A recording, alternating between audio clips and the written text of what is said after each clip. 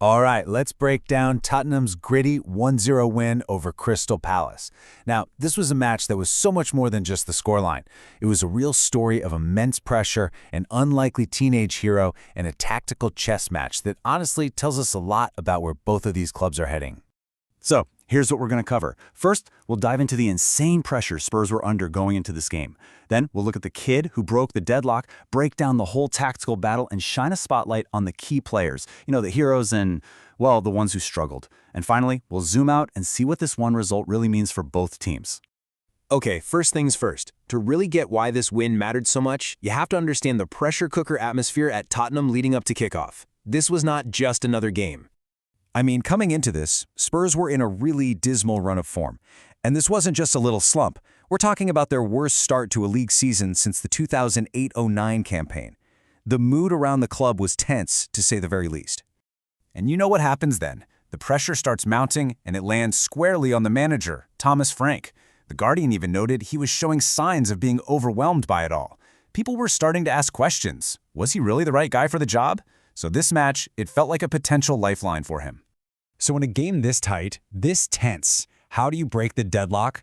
Well, it usually comes down to one single moment of inspiration. And for Spurs, that moment came from someone pretty unexpected.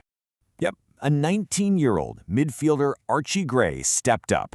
This was his 60th appearance for the club, and he just happened to find himself in the right place at the absolute most critical time.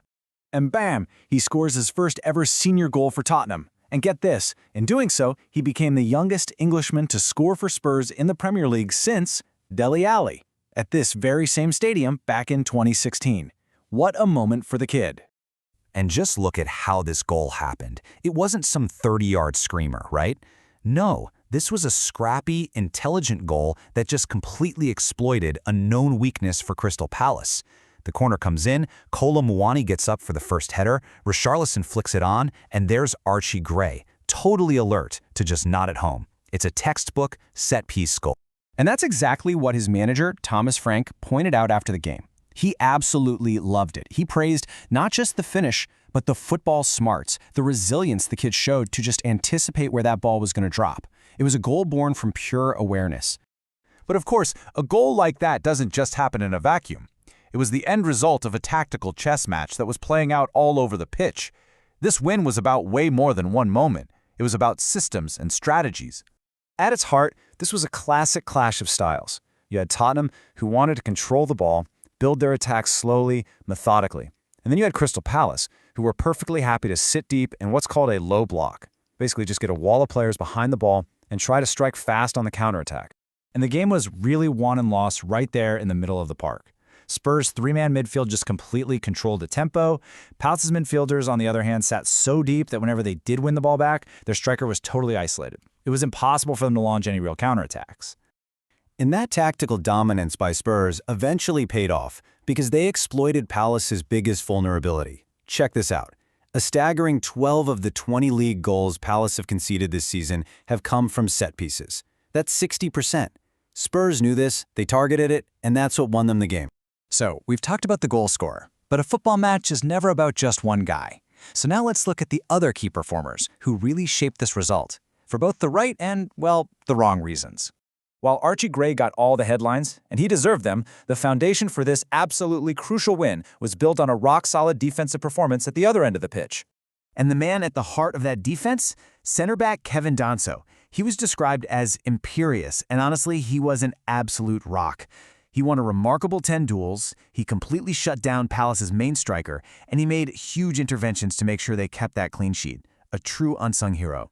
But on the flip side, it wasn't a perfect performance from Spurs. For every hero, there's often a player who struggles. And in this match, one performance in particular kind of highlighted a recurring problem for them.